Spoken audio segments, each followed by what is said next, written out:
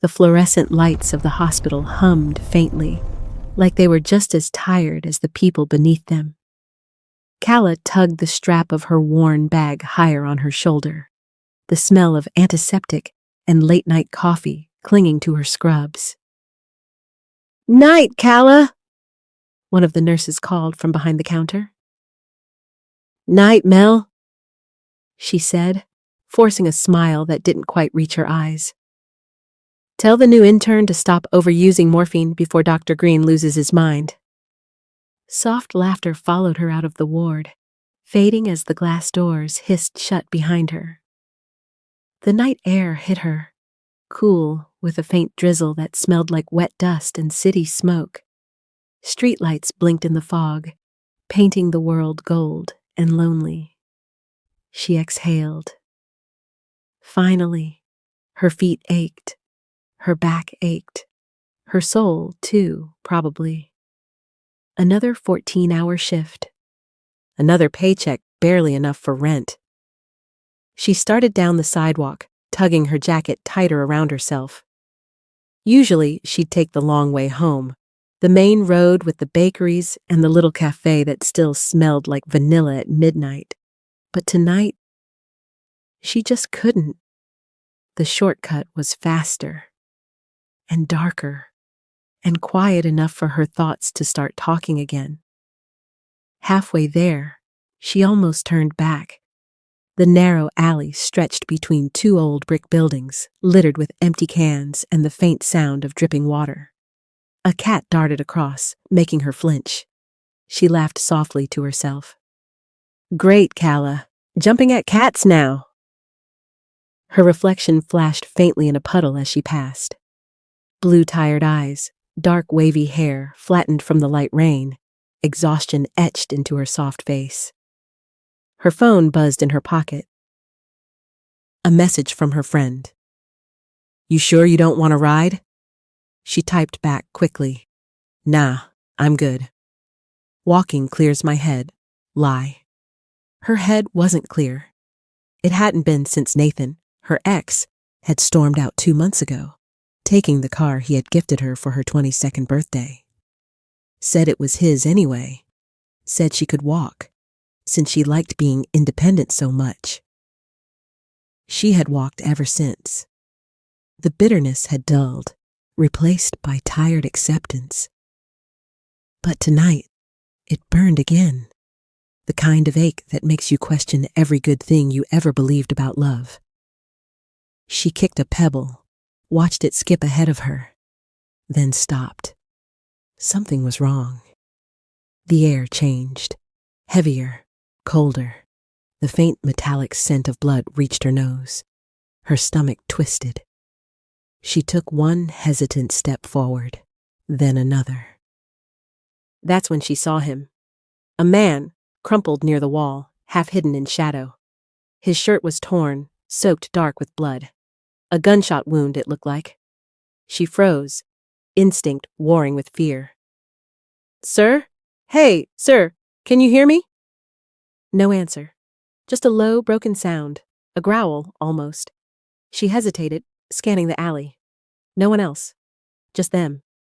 And then he moved, a twitch, a shudder, his head lifting slightly, revealing eyes that didn't quite make sense. Gold. Fierce. Clouded with pain. Her breath caught, but the nurse in her overpowered the fear. She crouched beside him, her voice shaking but steady. "It's okay. You're gonna be fine. Just stay with me, all right?" He didn't speak. He just grunted, low and warning, like an animal unsure whether to trust or attack. She looked around again. The street was empty. No one was coming. "God, you're bleeding out," she muttered. And before she could think it through, she looped his arm over her shoulders and began to drag him toward home. Every step left a trail of red in the rain. The rain hadn't stopped by the time Calla stumbled into her apartment, half dragging, half supporting the stranger whose weight felt impossibly heavy for a man so pale. Every muscle in her arms screamed, but she didn't stop until she got him inside and laid him on the worn couch by the window. Her place was small. 1 bedroom, a kitchenette, a couch that had seen better days. But right now, it felt like a hospital ward. The smell of iron clung to the air. She turned on the dim lamp beside the couch, its yellow light washing over his face. He was beautiful in that cold, dangerous way that didn't belong to real people. His features were sharp, carved, high cheekbones, a jaw made for defiance, lips pressed tight from pain. His dark hair was wet, sticking to his forehead, and his chest. It rose shallowly, his shirt clinging to the lines of a body built like someone who'd fought all his life. Calla knelt beside him, forcing her focus back to the wound. "Okay," she whispered to herself. "You've done this before. You can do this." She peeled the shirt back, biting her lip. The bullet had gone through, but the bleeding was bad. Her trembling hands reached for the first aid kit she always kept in her bag. Alcohol, gauze, needle, thread. When the antiseptic touched his skin, he growled. Low, rough animal. Her breath hitched. Hey, easy!" His hand shot out, catching her wrist in a grip far stronger than it should have been. His eyes opened just enough for her to see them. That same molten gold from the alley, flickering like firelight. She froze. Her pulse thundered. "I'm trying to help," she whispered. "Please." For a heartbeat, something in his gaze softened. Confusion, maybe, or exhaustion. Then his grip loosened. His hand fell away, hitting the couch with a dull thud. Calla swallowed hard, returning to work. She stitched the wound as gently as she could, her fingers shaking with every tug of the thread. She'd done this 100 times at the hospital, but never in her living room. Never with someone who made the air feel so charged. When she was done, she cleaned the blood from his chest with damp cloths, brushing aside the broken buttons. That was when she saw it. Faint markings just above his heart. Not tattoos, not scars. Something older, like they were meant to be there. Her brow furrowed. She reached for a blanket to cover him, but before she could, his lips parted. "Damon," he rasped. The word dragged from deep in his chest. She blinked. "What?" He opened his eyes again, meeting hers, just for a second. "My name, Damon." Then his head fell back, breath slowing. "Okay, Damon," she murmured softly. "You're safe now." She wasn't sure if she said it for him or herself. Morning bled softly through the curtains, pale gold slicing through the shadows. The storm had eased sometime before dawn, leaving the city washed and quiet. Calla rubbed at her eyes, her body heavy with the kind of fatigue that seeps into the bones. The man, Damon, was still asleep on the couch when she finally pushed herself up. His breathing had steadied, and the bloodied gauze near his shoulder was drying. She exhaled, relief mingling with unease. He was alive. Somehow. She headed for the bathroom, the sound of the shower drowning out the silence of the apartment. Steam filled the air, curling around her reflection in the cracked mirror. The girl staring back looked barely awake. Midnight dark hair falling in messy waves down her back, blue eyes rimmed with exhaustion, skin pale from the sleepless nights her job always demanded. Her frame was small but strong, soft curves wrapped in quiet resilience.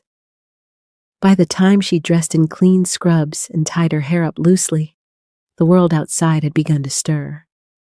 Faint horns, a bus rumbling somewhere down the street. She grabbed her bag and slung it over her shoulder, glancing once toward the couch. Empty. Her pulse jumped, then a quiet sound, the low creak of movement. Calla froze in the doorway of the living room. Damon was sitting up now, the blanket pooled around his waist, one hand braced on his knee. The morning light hit him like something out of a painting, the deep bronze of his skin, the ripple of muscles beneath the bandages, the curtain of long dark hair falling loosely over his shoulders. His eyes lifted to her, not gold this time, hazel, but not ordinary hazel. They glowed faintly, warm and liquid, like molten lava cooling into something dangerous. "Hey," she said softly, hesitant. "You're awake." He didn't answer, just watched her, unblinking. There was something in the way he looked at her, too focused, too sharp, like he was trying to remember something. Calla shifted the strap of her bag nervously. "You, must be starving. There's bread and eggs in the kitchen. Help yourself, okay? I have to get to work." Still nothing, just that quiet stare. She forced a small laugh, the sound too thin. "Right. You don't talk much. That's fine." A single grunt escaped him, low, rough, dismissive. "Okay then." She nodded toward the counter. "I'll check on you later. Don't open the door for anyone." He said nothing, but as she turned toward the door, she could feel his gaze following her. Hot, weighty, tracking every small movement like a predator memorizing its prey. She stepped into the hallway and shut the door behind her. Only when she reached the end of the block did she realize she was still holding her breath. By the time Calla reached the hospital, the world had slipped back into its usual rhythm. Beeping monitors, coffee-scented halls, and that endless hum of exhaustion masked as efficiency. She moved through it like muscle memory, her body doing what her mind couldn't focus on. But Damon's face wouldn't leave her thoughts. Those eyes, that stillness, that raw, quiet danger that somehow hadn't scared her enough to keep her away. She set down a tray of medication on the nurse's station, forcing herself to breathe. "You look like death," Mel said, sliding beside her with a smirk, her red curls bouncing as she leaned against the counter. "Rough night?" "You have no idea," Calla muttered, flipping through a patient chart. "Oh, I might." Mel grinned. "Because rumor has it you left alone last night. And when Calla the responsible takes the shortcut, something's definitely up." Calla rolled her eyes. "Not everything is gossip material, Mel." "Oh, so it's something then." Another nurse, Tessa, a petite blonde, joined them, sipping her iced coffee. "Spill it. Did you meet someone? You have that look." "What look?" "The I saw a man and my neurons forgot their job look?" Tessa teased. Calla laughed softly despite herself. "You're all ridiculous." Still, the words stuck in her throat. "I found a man bleeding in the alley. I took him home." His eyes changed color. It sounded insane even in her head. Instead, she tried for casual. "Have you ever treated someone whose eyes changed color? Like, not from contacts or lighting, but actually changed?" Tessa frowned thoughtfully. "You mean, like from trauma or medication?" "Maybe extreme dilation could make it look different, but that's rare." Mel raised a brow. "Why, you dating a mood ring now?" "Ha, ha," Calla muttered, reaching for a clipboard to hide her face. "I'm just saying," Mel continued, elbowing her. "If he's got pretty eyes and you're already asking medical excuses for staring into them, we should meet him." Calla gave her a look that tried to be annoyed but failed.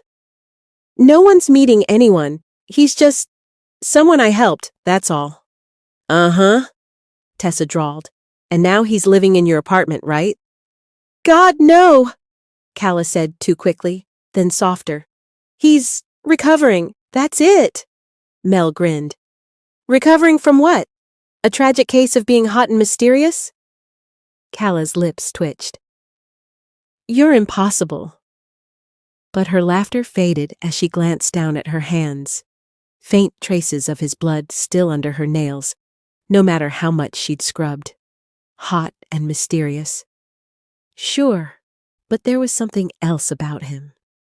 Something that stirred the part of her that always felt misplaced. When her shift ended, the sun was setting, bleeding orange through the hospital windows. Calla caught her reflection in the glass and barely recognized the look in her own eyes. Curiosity, fear, and something dangerously close to longing. She sighed, slinging her bag over her shoulder. You're losing it, Calla, she whispered to herself. But deep down, she already knew. She was going home to find out more. By the time Calla got home, dusk had folded the city in gold and gray. The street outside her apartment glimmered with leftover rain, and the moment she pushed open her door, the scent hit her, woodsy and clean, like pine soaked in storm water. His scent. The air felt different, heavier. She kicked off her shoes quietly, her heart thudding like she was trespassing in her own home. Then she saw him. Damon stood near the window, his back to her, the fading light tracing the hard lines of his shoulders. He'd changed into one of Nathan's old shirts she'd never gotten around to throwing out. It clung too tightly to him, fabric stretching over the shape of muscle and bone, sleeves rolled up on forearms marked faintly with veins. The shirt was clearly too small, but somehow it looked made for him. Calla's breath caught before she could stop it. He didn't turn right away. His posture was tense, shoulders squared, jaw tight, gaze locked on the world outside, like he was watching something only he could see. She cleared her throat softly. Hey! A flicker of movement.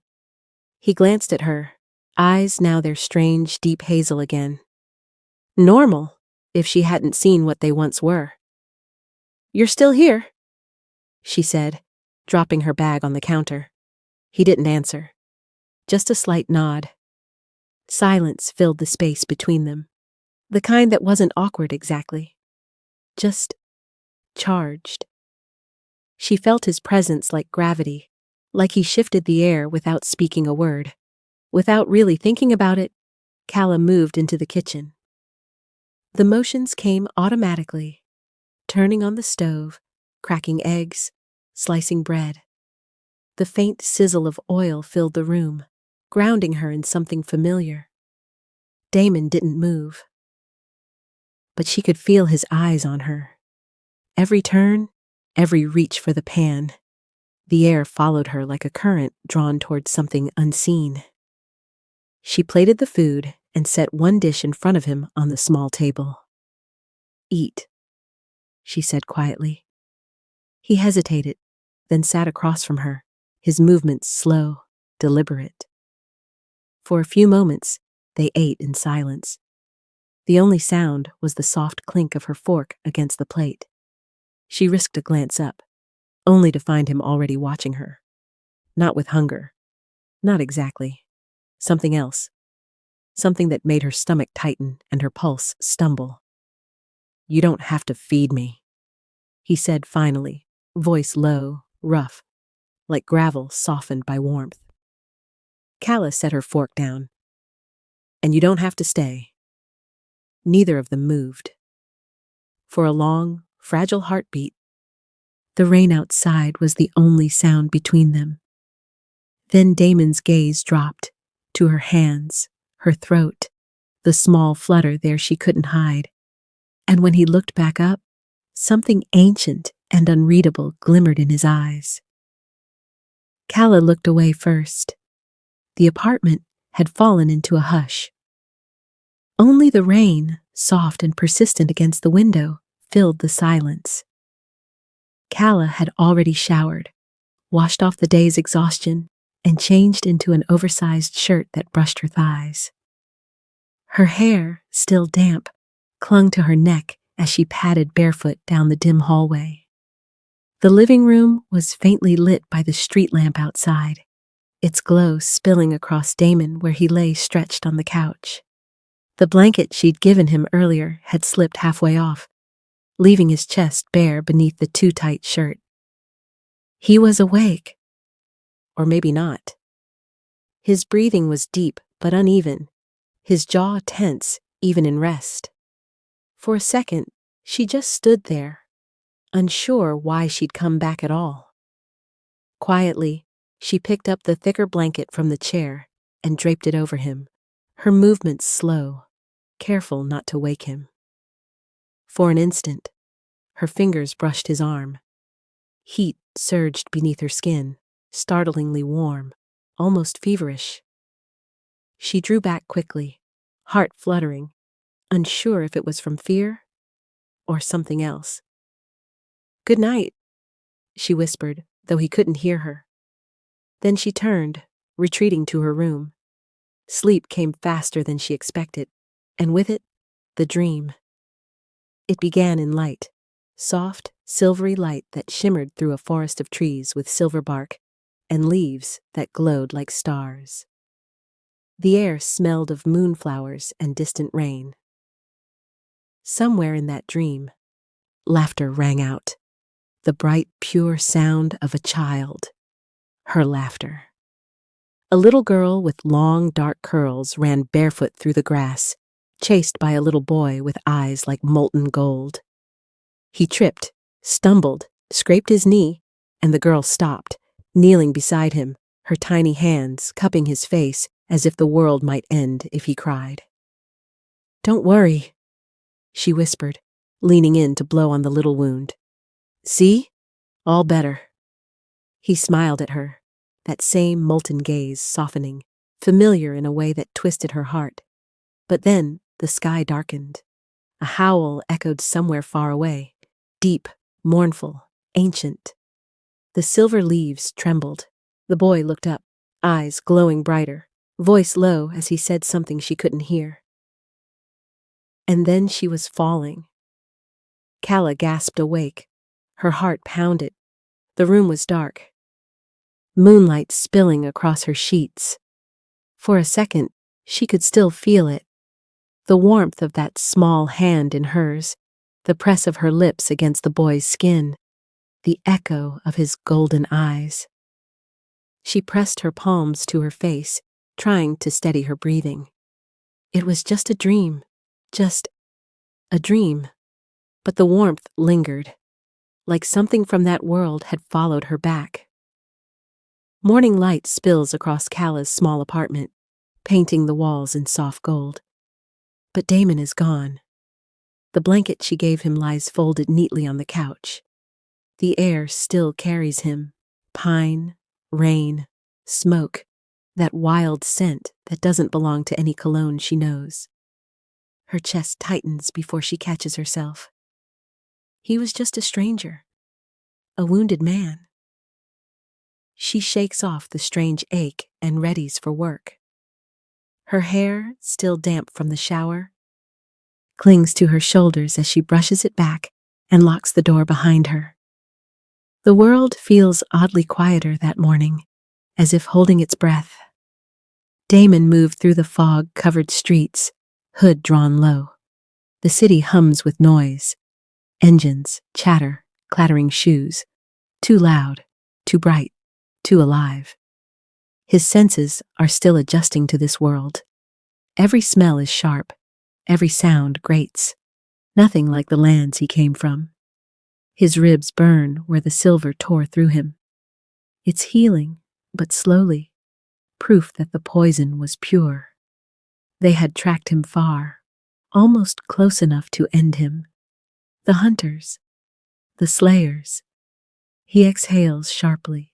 They'd sworn to protect the balance once, before they betrayed their own, before they tried to destroy their own kind. But now, after all these years, he's sure. He's found her. Calla. He'd watched her as she slept, her soft breathing, the tiny crease between her brows, the same one she had when she used to pout as a child. He remembers her laughter, silver and bright, as she ran through the garden of their kingdom. Her little fingers had brushed against his when he'd fallen, and she blew on the wound. "You're not supposed to bleed, silly wolf," she'd said. Damon clenches his jaw. She doesn't remember, which is understandable. But fate had led him to her again, in this human city, living among mortals who didn't know who she truly was. He can't tell her yet, not until he's sure she's ready, and not until he's dealt with the danger that's closing in. His wolf stirs restlessly beneath his skin, a low growl vibrating in his chest. The mark on his wrist, their ancient bond, burns faintly. It's her. Even after all this time, it still reacts to her nearness. He glances up at the skyline, where clouds are gathering thick and dark.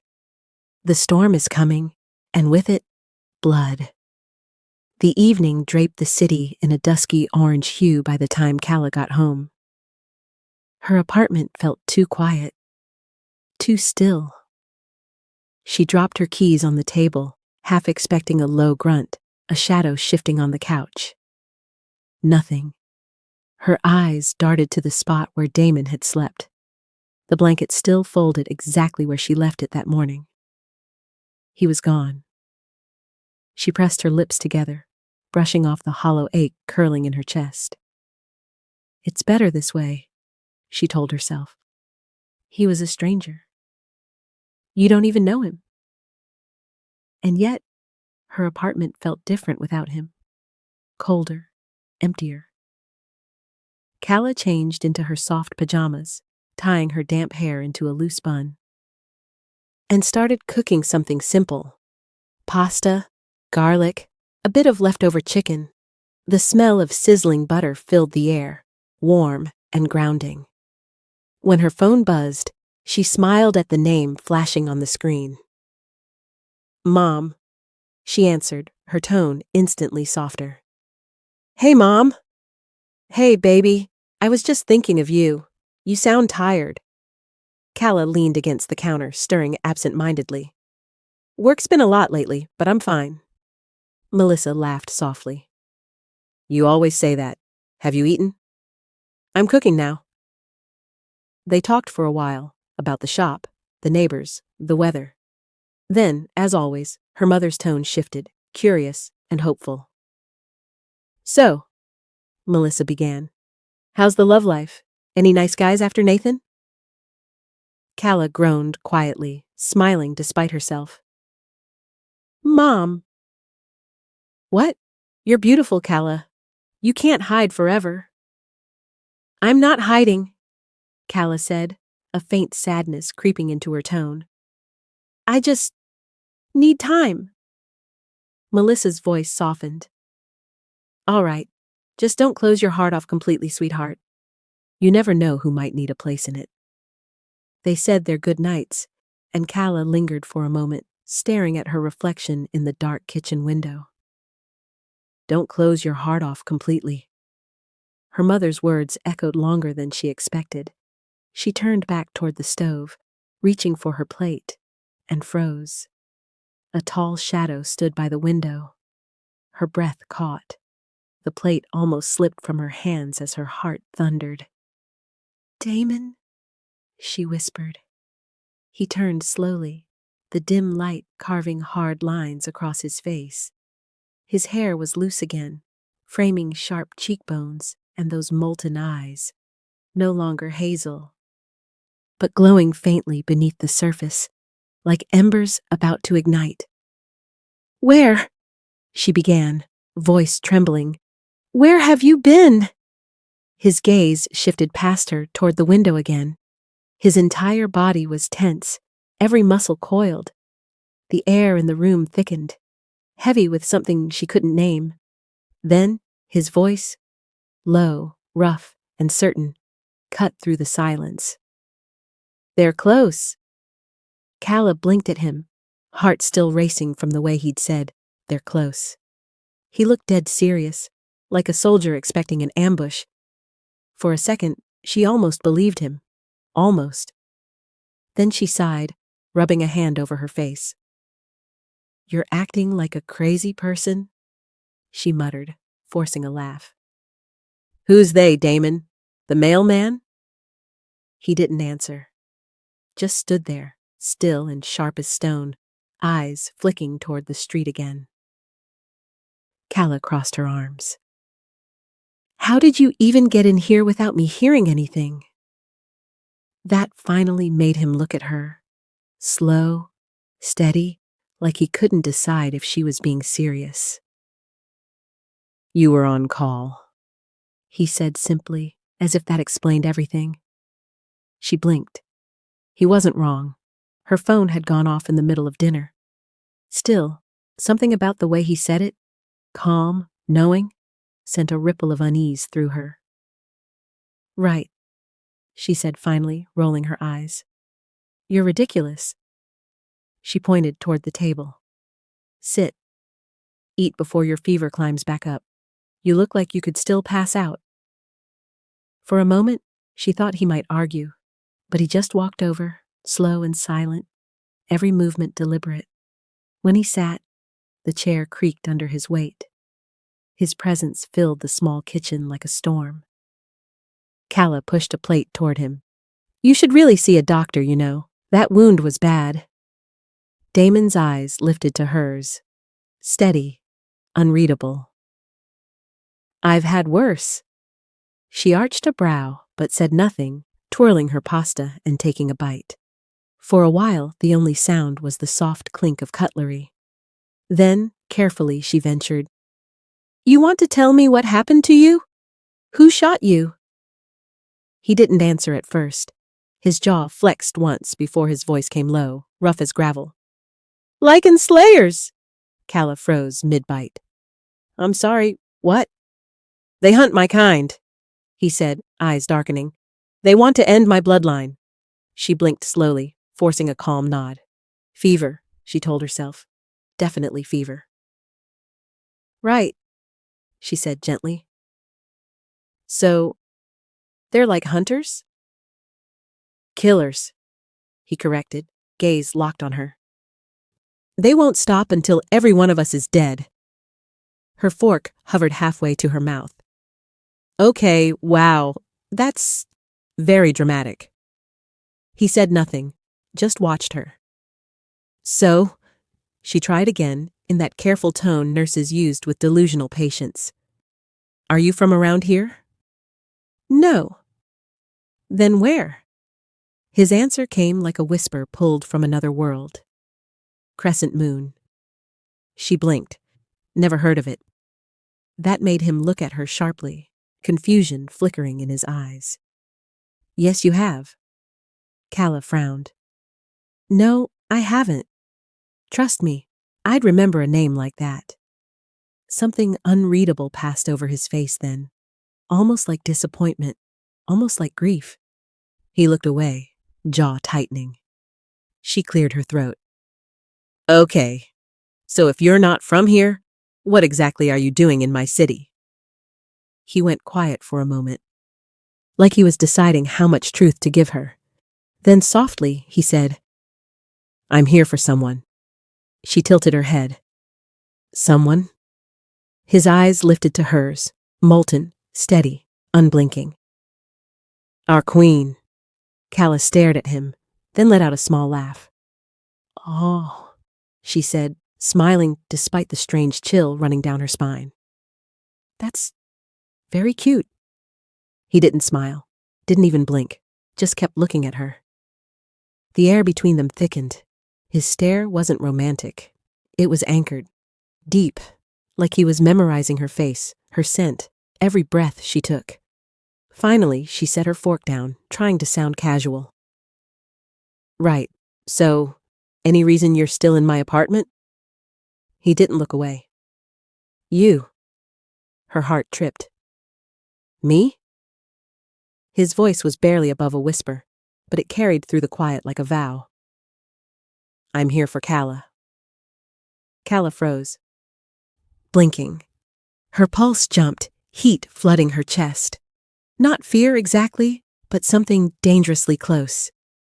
Then she shoved another forkful of pasta into her mouth and muttered, "Okay, definitely still has a fever."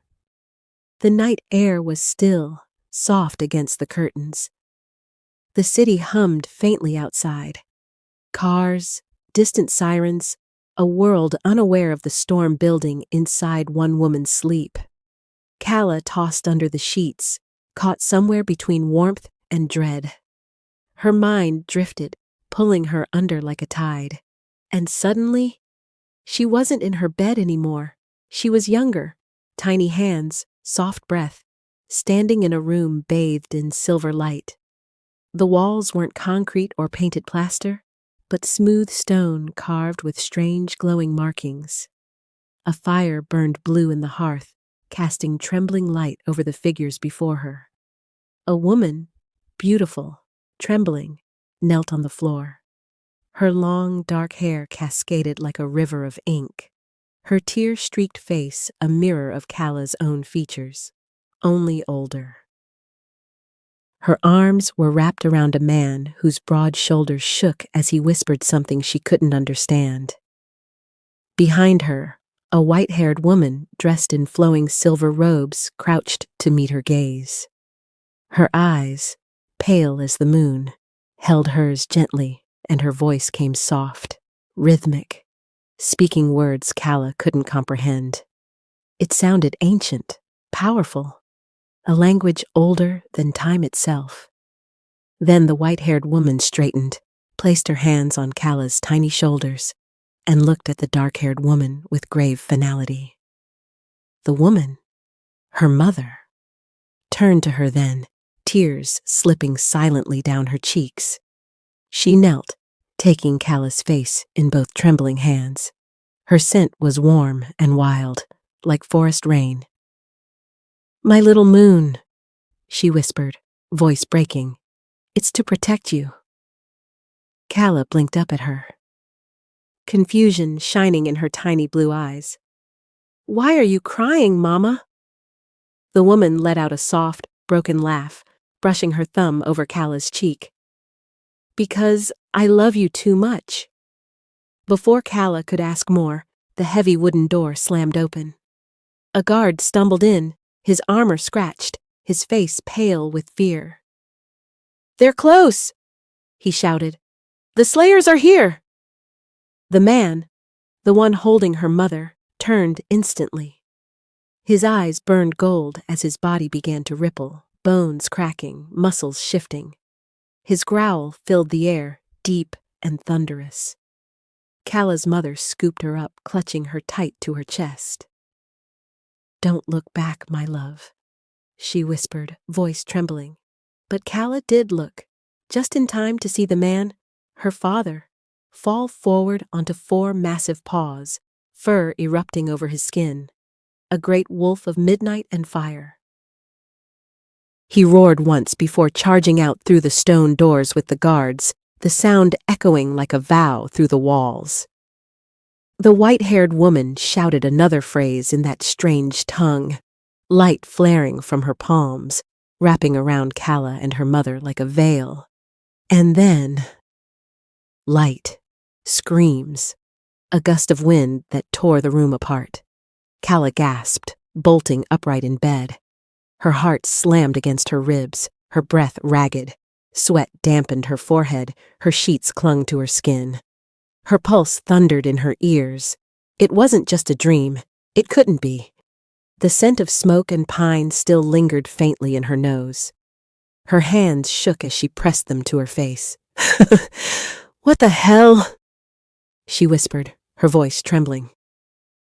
For a long moment, she just sat there, listening to the quiet apartment, the faint creak of wood, the whisper of the rain, and somewhere outside, or maybe not outside at all, a wolf howled, low, distant, familiar.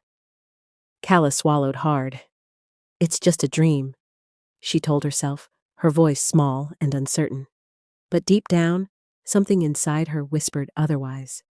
The bus rattled softly down the dimly lit street, its old frame humming like a restless heart.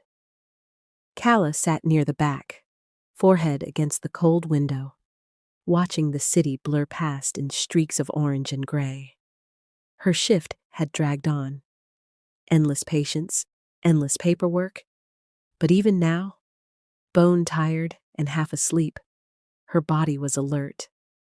The fine hairs on her arms stood on end. That feeling had been there since she left the hospital. Someone was watching her. She tried not to make it obvious, but her eyes flicked toward the window's reflection. Two men sat 3 rows back, heavy coats, caps low. They weren't looking directly at her, not now. But she could feel it, that pull in the air like static before lightning. Her heart beat faster. She told herself she was being paranoid. Maybe it was just city nerves, the dream still lingering in her mind. But when one of the men shifted slightly, she caught a glint of something metallic at his wrist. She swallowed. Okay, not paranoia. At the next stop, she pressed the buzzer, stood quickly, and slipped off the bus into the evening drizzle. She didn't look back. Not once.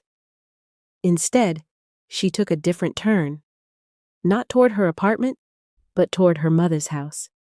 If someone was following her, they'd expect her to go home, not to the quiet, vine-draped little house on the other side of town.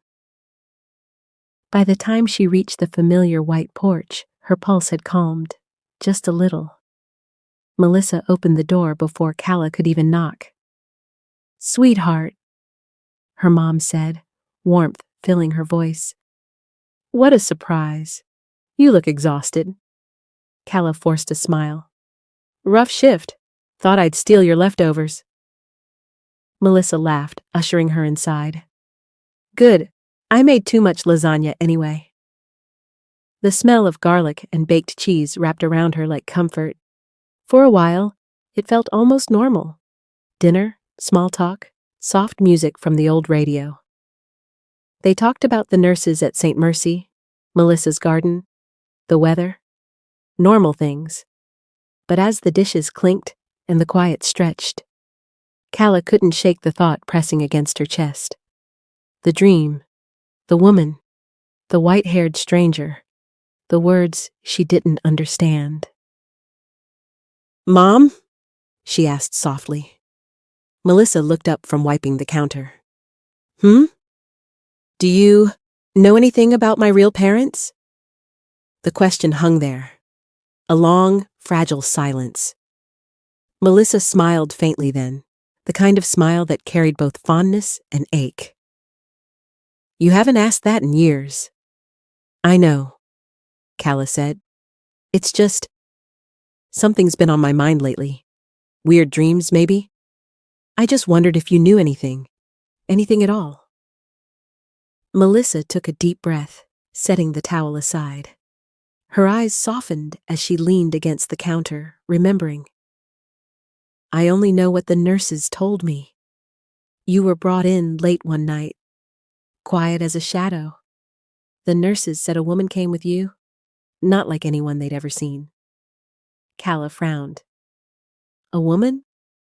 "Yes," Melissa said, her tone almost wistful. "They said she was beautiful, ethereal, even. Long black hair that shimmered under the light, eyes the color of the sea. She wore a red cloak, deep crimson, and she asked them to keep your name as it was." "Calla," she whispered. Melissa nodded, said it was special, said it had to stay. The memory made her smile faintly. "You barely spoke those first few weeks, just watched everything. So curious, so calm. I remember standing outside the nursery window, and you were just sitting there, looking at the sky. I knew right then that you were meant to be mine." Calla's throat tightened. She blinked hard, trying to smile through the sudden sting in her chest. "Guess I've always been weird like that." Melissa chuckled softly. Not weird, just different. Special. For a long moment, they stood there. The ticking of the kitchen clock the only sound between them. Then Calla stepped forward and wrapped her arms around her mother. Melissa stilled, surprised, then hugged her back, warmth radiating through her sweater. "You okay, honey?"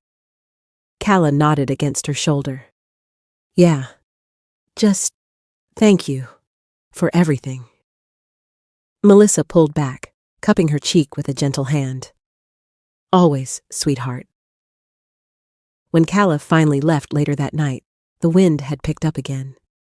The streets felt quieter, emptier, but that feeling was still there, the faint prickle under her skin. Someone was watching, and this time, she was sure of it. Before she could get to her apartment, the night split open with a snarl. Calla barely saw them, shadows moving too fast, too wrong. The air reeked of wet fur and blood, of something primal gone wild. Claws slashed the air. One grazed her arm, hot pain blooming under her skin. Then everything stopped. A blur of motion, a growl that wasn't human. Damon! His eyes gleamed silver under the streetlight, his breath ragged as he threw one of them, whatever they were, against the wall with bone-cracking force. "Get inside!" he barked. She stumbled back, heart hammering, mind spinning. He was too fast, too strong.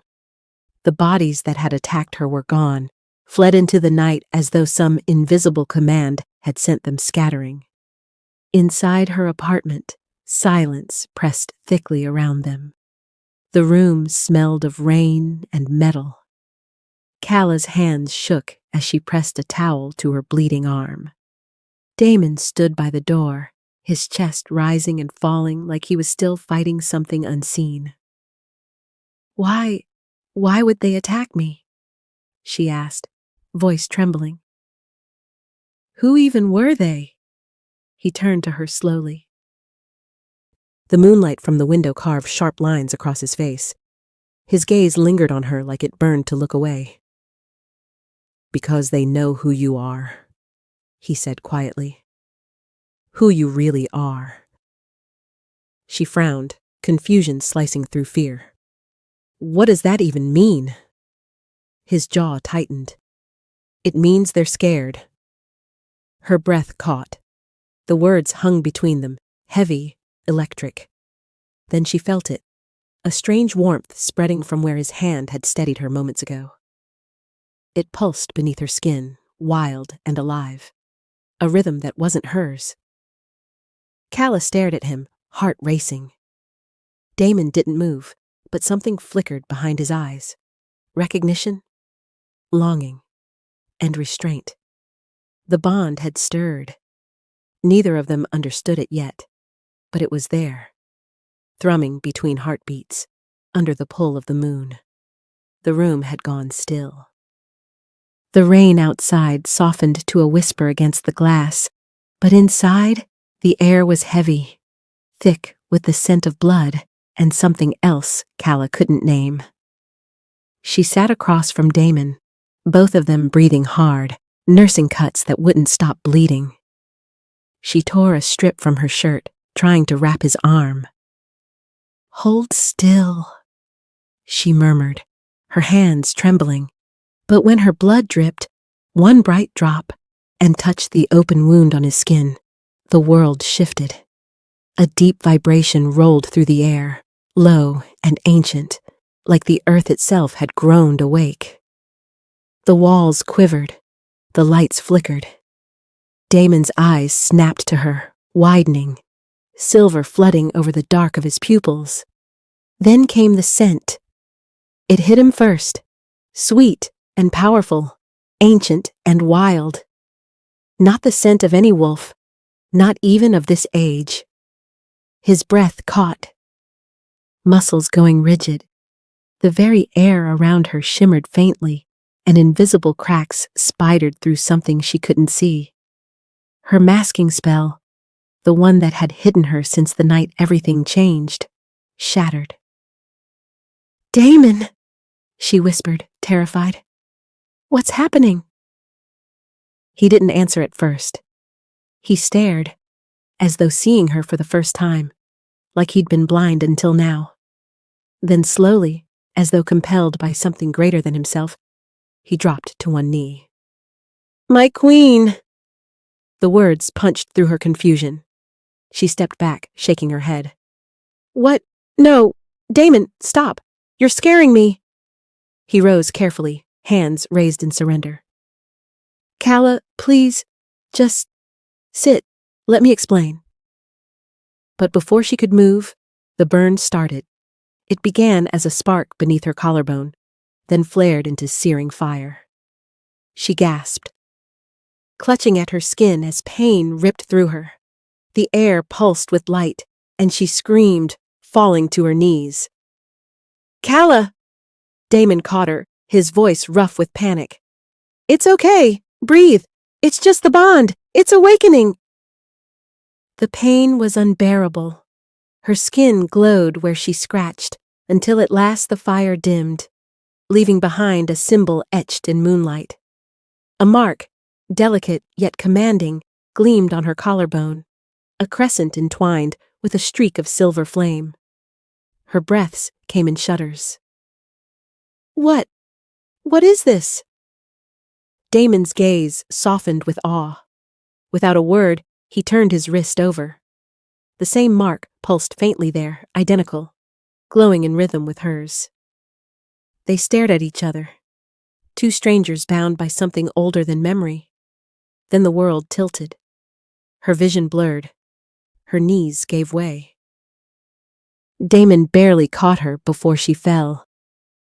Calla! Her lips parted, eyes unfocused, the moonlight catching on her lashes. Then everything went dark. Calla woke to the scent of cedar and rain. The room was dim, the curtains drawn, and a faint silver glow from the moon filtered through the gaps. Her head throbbed. The events of the night came rushing back. Blood, light, Damon bowing, the mark burning into her skin. She pushed herself up, startled to find bandages around her arm.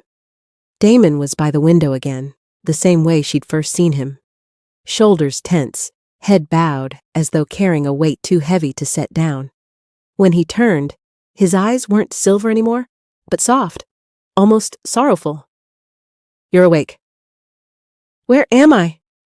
She rasped. My safe spot, he said quietly. For now. She swung her legs off the bed, heart pounding. What's happening to me, Damon? What are you not telling me? He hesitated, then walked toward her. For a moment, he simply looked at her. Really looked, as though trying to memorize every line of her face before changing her world forever. You deserve the truth. The air seemed to hold its breath. My parents, he began, were the king and queen of the Lycan bloodline, rulers of the wolves. Your father. His voice faltered with something like reverence. Your father was the strongest hybrid ever born, half wolf, half vampire. And your mother, she was one of us, but she carried magic older than the moon itself. She was a witch, the last of the lunar coven. Calla's lips parted, but no sound came. He went on, his tone heavy with remembrance. When you were born, the packs panicked. They thought your existence would break the balance. A girl, not just born of two worlds, but bound to both. A powerful, purebred, and enchantress. The seers spoke of a prophecy. Two children of the moon, bound before birth, their bond the power to either save or destroy the realms. He looked at her then, the mark on his wrist faintly pulsing with light. You and I were those children, Calla, betrothed by prophecy.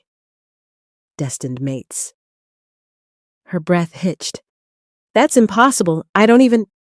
You do, he said softly. Your heart knows it. That mark, it's the sign of the ancient bond.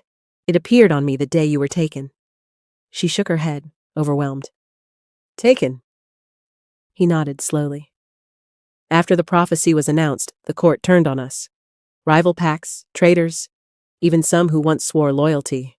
Our parents fought to protect you. You were barely 5. Something flickered behind his eyes, a memory. He exhaled. Our parents won the battle that night, but it cost them their lives. Your mother used the last of her magic to send you away, to hide you in the human world where no wolf or vampire could find you. That's why they've been hunting again. They sensed your return.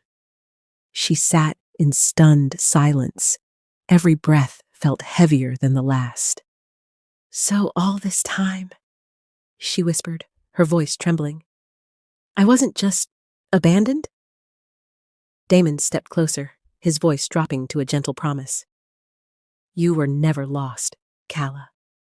He knelt before her, the light from the window brushing against his silver eyes. You were hidden, to be protected. The mark on her collarbone began to pulse again, matching the rhythm of his. Somewhere deep in her chest, something ancient stirred, recognition, grief, and the quiet echo of a bond older than memory. The moon outside blazed brighter, and for a heartbeat, it felt like it was watching. The air outside bit cold against her skin. Calla wrapped her coat tighter as she stepped out of her building, still dizzy from everything Damon had said. His words clung to her. You were hidden to be protected. She could still feel the faint warmth of the mark beneath her collarbone, like it pulsed with its own heartbeat. She needed air. She needed normal. The city at night hummed the way it always did. Buses sighing to a stop, people talking too loudly on their phones, the smell of rain and street food thick in the air. For a moment, she almost convinced herself that everything Damon said had been nothing but fever talk. His or hers. By the time she reached Mel's apartment, her chest had stopped aching. She forced a smile when her friend opened the door. Hey, Mel said, surprised. You look like you've seen a ghost. Something like that. Calla managed a small laugh. Can I come in? They ended up on Mel's couch, a movie playing in the background that neither of them really watched. Calla picked at her sleeve, trying to sound casual. Mel, do you believe in things like... She hesitated. Wolves and vampires? Mel blinked, a popcorn halfway to her mouth. You mean like Twilight wolves and vampires? Calla shrugged. Just in general. Her friend gave a short laugh. No, babe, that's fantasy stuff. Cool to read, but not real.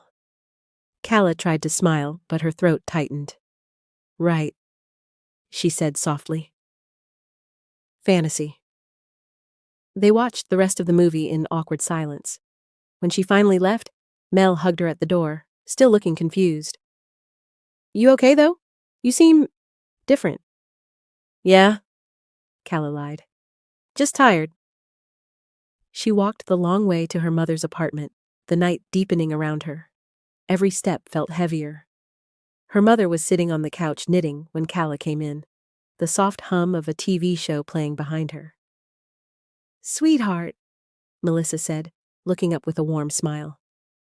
You look pale. Everything all right at work? Calla hesitated, then sank into the chair opposite her. Mom, if I asked you something weird, would you promise not to laugh? Of course, honey. Calla took a deep breath. Do you believe in werewolves? Or vampires? Melissa's needles froze mid-air. Then she laughed gently. You and your stories again. No, sweetheart, those things don't exist. They're just myths. Calla forced a small smile, nodding. Yeah, myths. But her voice cracked on the word. Melissa reached over and squeezed her hand, mistaking the sadness in her eyes for something else. You're just stressed, darling. Maybe take a weekend off. You used to love the forest trips, remember? Calla nodded faintly, but inside, her heart was splitting, because the forest didn't feel like an escape anymore. It felt like a calling she could no longer ignore. On getting home, Calla had barely made it to her building when the first explosion of light tore through the street, a car bursting into flames. Shadows moved fast in the smoke. Too fast. Her pulse thundered in her ears. The smell of metal, blood, and burning rubber hit hard.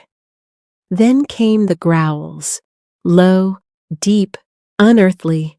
From the alleyways they emerged, half human, half wolf things with eyes like molten tar and claws dripping with hunger.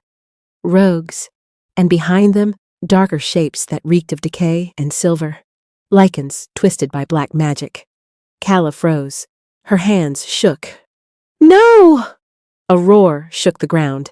Damon, he moved through the fire like a storm given flesh, shirt torn, eyes glowing molten gold, teeth bared. Calla! He shouted, his voice cutting through chaos. Stay behind me! She didn't even have time to think. One of the lichens lunged. Damon caught it midair and slammed it into the ground so hard the pavement cracked. Blood sprayed, dark against the flames. More of them poured in, circling. But then, a howl answered. Calla's eyes widened as wolves, sleek, powerful, silver and gold, leapt from the rooftops and shadows. Damon's pack. They fought like a single storm, claws flashing under moonlight. The rogues howled in return, the city turning into a battlefield of fur, fire, and blood. Calla stumbled backward, chest heaving, her vision blurred, fear clawing at her chest. She whispered, "Please, please." Something snapped inside her. A surge of heat burst from her palms, blinding light spilling between her fingers. The rogue that lunged for her stopped mid-leap, snarling as its skin sizzled under the light. Calla screamed, not from fear this time, but from the power erupting from her veins.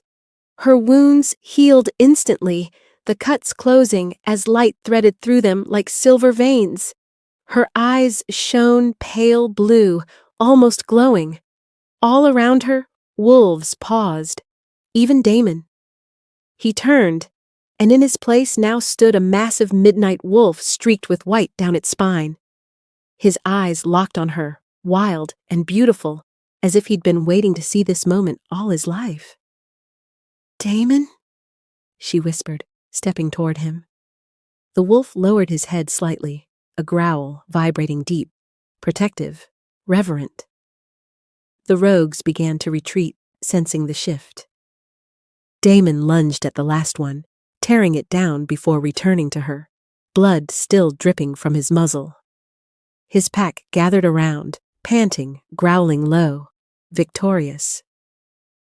Calla dropped to her knees, shaking as the last of her light faded. Damon shifted back, breathless, skin burning with fresh cuts that healed too quickly to be human. He knelt before her, cupping her face gently. "You see now," he said hoarsely, eyes burning with pride and relief. "It's waking in you, the light, the bond, everything your parents protected you for." Her lips trembled. "What's happening to me?" "You're becoming what you were born to be," he said softly. "Our queen, my Luna." He rose, glancing at the sky, the moon blood red above them. "We can't stay here, Calla. The pack awaits in the old lands. The final war will be fought there, where your power will answer the moon fully." She stared at him, terrified, awed, breathless. "And if I can't control it?" Damon's gaze softened. "Then I'll stand between you and the world until you can." The pack howled as the moonlight broke through the clouds, the sound rising through the burning city like a promise. The city had quieted by morning, but Calla couldn't shake the echo of the night before. Every sound felt sharper, every scent too vivid, smoke, steel, rain, the faint trace of wolf still clinging to her skin. Damon had disappeared before sunrise, leaving behind only a few words scrawled on a piece of paper. "Get your things. Say goodbye. I'll come for you when the moon rises." She read it 100 times, each one slower than the last. Say goodbye. She didn't even know how. She found Melissa in the kitchen, humming softly over a cup of coffee. The morning light poured through the curtains, warm and ordinary. It almost made Calla forget everything. Almost. "Mom," she said quietly, setting her bag on the counter. Melissa looked up and smiled. "You look pale, sweetheart. You okay?" "Yeah, just tired." Calla forced a small smile, hands gripping the strap of her bag. "Actually, I came to tell you something. I'm going on a short trip, maybe a few days, out of town." Melissa frowned a little. "Now? You never take time off." "I know, I just need to clear my head, that's all. Fresh air, new view." Melissa nodded slowly, that mother's intuition flickering in her eyes. "Does this have anything to do with that quiet man who's been staying with you?" Calla froze. "You saw him?" "Just once, dear, when I came to drop off the soup last week. He looked intense." Calla laughed awkwardly. "That's one word for him." Melissa chuckled softly, unaware of how close she was to truth. "All right, honey. Just call me, okay? Wherever you go." "I will," Calla said, her voice barely a whisper. She hugged her, breathing in that familiar scent of cinnamon and comfort. It ached, knowing she might not come back the same person who left. At the hospital, her friends teased her for once being the spontaneous one. "Wait, you're going on vacation?" Mel asked, dropping a file on the counter. "What did you do with the real Calla?" "Kidnapped by aliens," Calla joked. "Or maybe I just finally hit my limit with all of you." Sure, Mel said with a smirk. "So, who's the mystery guy?" "What?" Calla nearly choked on her coffee. "Oh, come on, you've been glowing lately. Either you found religion or romance." Calla managed to laugh, shaking her head. "Neither, just sleep." But even as she spoke, the image of Damon flashed in her mind. Blood and moonlight, his voice low when he called her my queen. She shoved the thought down. "Anyway, don't burn down the hospital while I'm gone." Mel grinned. "We'll try. Bring us souvenirs." Calla smiled, waved goodbye, and something deep inside her whispered, "This isn't just a trip." The drive had long given way to wilderness. Paved roads dissolved into dirt tracks, then into misted forest paths that seemed to recognize Damon's scent, opening for him like the world itself remembered its king. Calla sat beside him, silent, her heart thudding to the rhythm of the tires against earth. Trees loomed taller, the air grew sharper, charged with something that hummed against her skin. "Almost there," Damon murmured. His voice was rougher here, like the land itself pulled something primal from him. The car rolled to a stop near a stone archway covered in ancient runes. Beyond it, the forest opened into a valley, alive with silver mist and the flicker of torches. Crescent Moon. It wasn't a place, it was a living memory. Cabins curved into the sides of the hills. Wolves roamed freely under the stars. People, tall, strong, eyes glinting gold or silver, turned as the vehicle approached. Calla felt it instantly.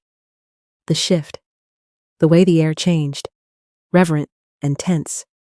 Whispers followed them as they stepped out. "Is it her? The hidden one? She bears the mark." Her pulse thundered. She wanted to shrink, but Damon's presence beside her kept her steady.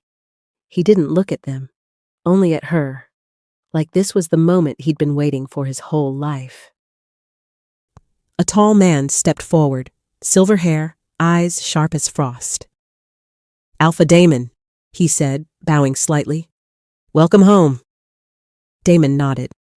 "Where is Elder Creatia?" "Inside the hall," the man said, his gaze flickering toward Calla. "She has felt the shift." Calla swallowed. "The shift?" she whispered. Damon's eyes softened. They felt the bond awaken. Inside the Hall of Moons, the ceiling arched high, carved with constellations that seemed to move. Firelight danced on polished stone. The scent of sage and fir filled the air. Elder Creatia stood waiting, white-haired, regal, her eyes like dawn breaking over snow. When she looked at Calla, something like relief flickered across her ancient face. "So the lost Luna returns," she murmured. "Your parents' blood burns bright in you." Calla froze. "You knew my parents?" Creatia stepped closer. "We all did, child. You were the moon's promise, hidden, until the time was right." Damon's voice broke through softly. "They're moving, Creatia. The slayers, the rogues. They've already struck twice." Creatia's expression hardened. "Then fate has chosen her hour." She turned to Calla. "You will need training, protection, guidance. The blood that sleeps in you must wake, or all of this will burn." Calla felt every word settle deep into her bones. She wanted to deny it, to run. But when Damon's hand brushed her arm, warmth flared from the mark, and she knew she couldn't. That night, she stood on a balcony overlooking the valley. Wolves howled under the moon, low, mournful, powerful. Below, the pack trained, rows of bodies moving in unison, preparing for a battle they had long feared and waited for. Damon joined her, quiet. His hair caught the moonlight, his expression unreadable. "Do they hate me?" she asked. He looked at her. "No, they fear what you'll awaken." She turned to him. "And you?" "I've been waiting for you to awaken my whole life." The words hung between them, heavy, electric, inevitable. Down below, a horn sounded. The pack gathered. The war was no longer a whisper. It was coming. Damon straightened. "Tomorrow, we begin preparing for the final fight." Calla looked out at the moon, full, glowing like it recognized her. She exhaled slowly. "Then teach me. I won't run anymore." The first light of dawn painted the pack grounds in silver and shadow. Calla stood on the training field, surrounded by towering trees that whispered secrets she didn't yet understand. Every muscle in her body ached from sleep, but the pull in her chest, a constant burning rhythm, urged her forward. A figure approached, white hair glinting in the sun, eyes sharp yet kind. Calla's breath hitched, the face, the aura, the presence. It was her, the woman who had cradled her tiny hands in dreams, who had whispered ancient words that had danced through her childhood nights. "Mira." "Calla," she said softly. "You've been waiting for this moment your whole life." Calla froze. You were in my dreams. You held me. Mira nodded. "I protected you then, and I will guide you now. Your powers are awakening, and the longer you resist, the harder the bond will pull." They started with small exercises, moving objects with focus, healing injured plants, sensing energy in the forest. At first, Calla's attempts were shaky, a flicker of light here, a pulse there. But Mira's patient voice guided her. "Feel the rhythm of the moon, Calla. Your heart, your breath, the life around you, all of it is part of you. You are more than human. You are moon-born." Each success was intoxicating, a small leaf lifting from the earth, a wounded sparrow fluttering back to life. and with each, the memory of her parents' power, of the prophecy, seemed to hum through her veins. Once her magical abilities began to solidify, Damon stepped forward. He was a different presence, raw, commanding. The golden eyes she had seen before now burned with intensity as he guided her through combat training.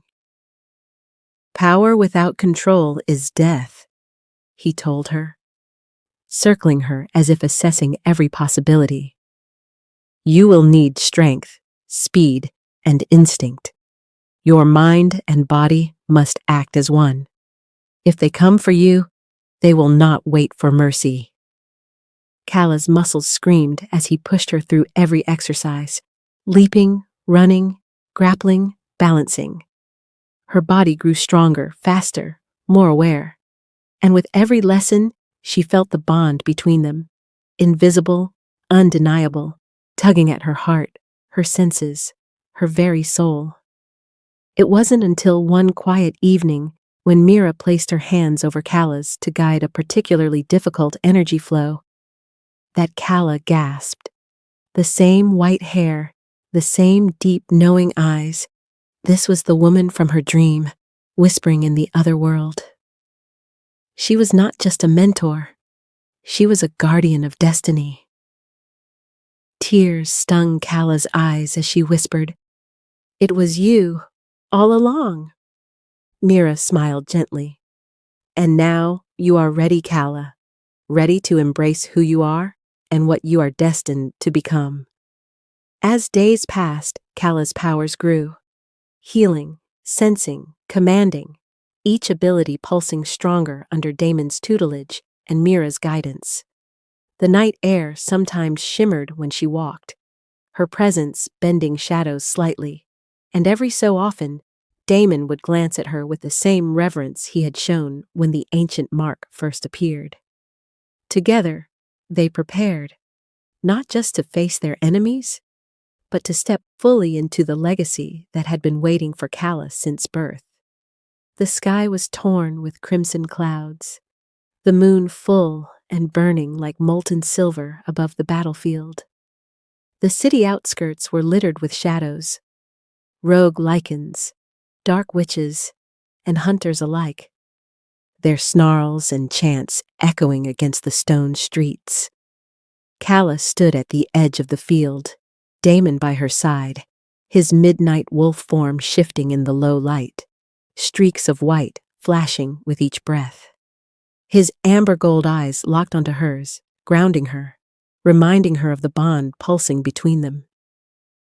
"You are ready," he said softly, brushing a lock of her midnight hair from her face. "We fight as one, and when this ends, we claim what is ours." Calla nodded, her small but curvy form tense, blue eyes bright with determination, the ethereal moon mark on her collarbone glowing faintly.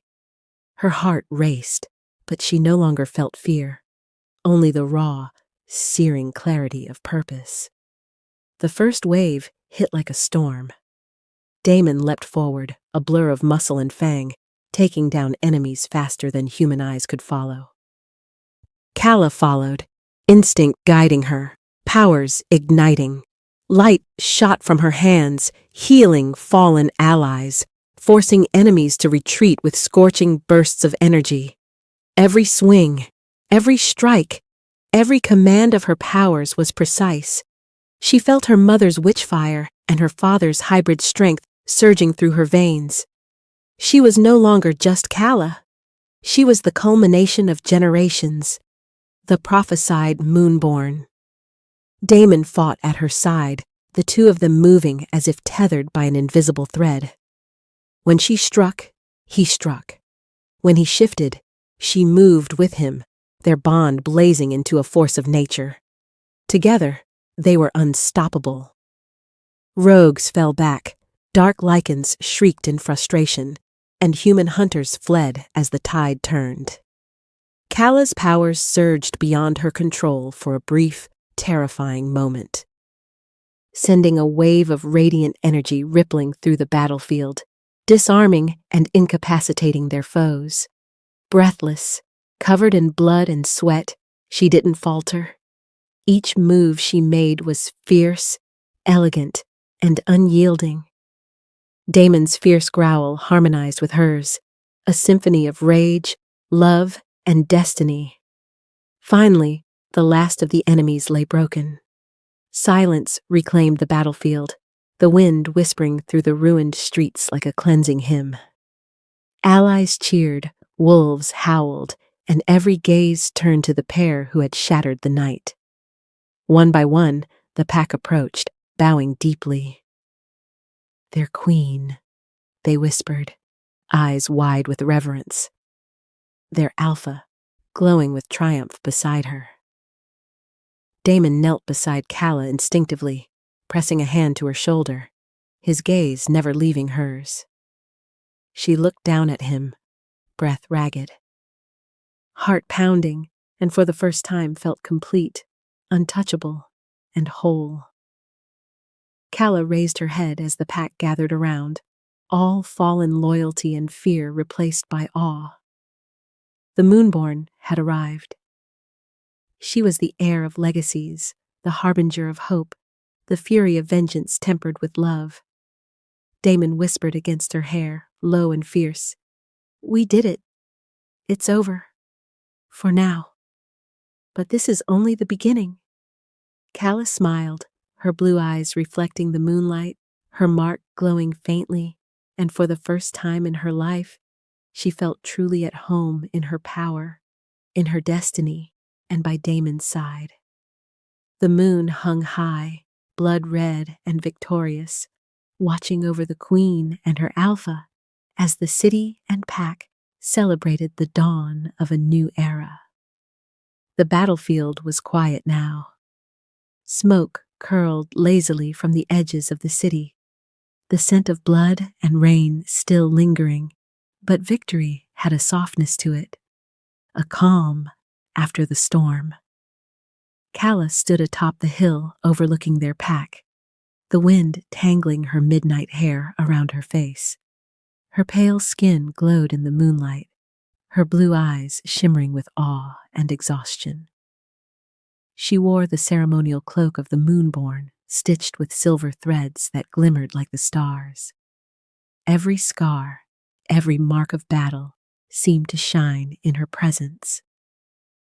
Damon approached, his long hair loose over his bronze shoulders. His hazel eyes held the fire of their fight and the tenderness he reserved only for her. The pack bowed, one by one, as the elders stepped forward. Damon and Calla stood together, side by side, as the symbols of leadership and destiny were placed in their hands.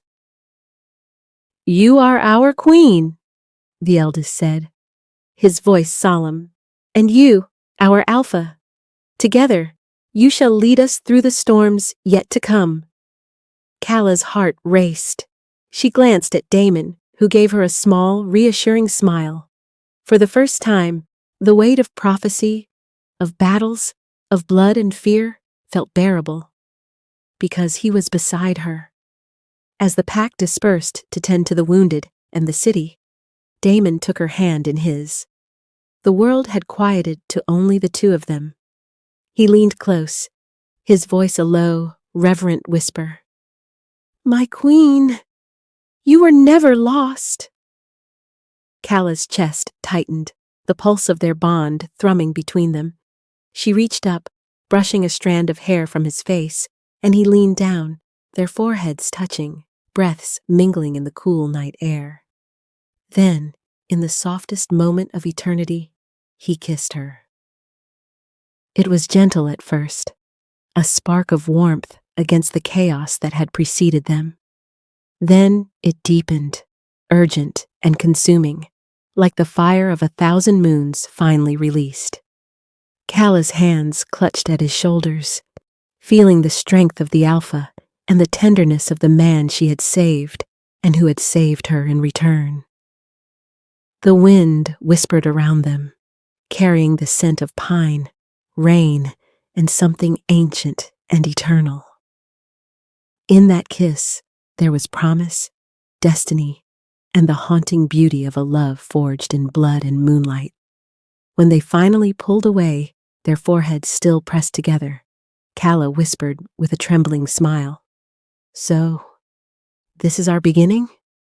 Damon's grin was fierce and tender, a predator and protector in one. "Yes, and nothing will ever take this from us." The moon hung high, full and luminous, bathing the queen and her alpha in silver light. Their reign had begun, and the world, however dark it might grow, would never forget the night the moonborn claimed their crown and each other.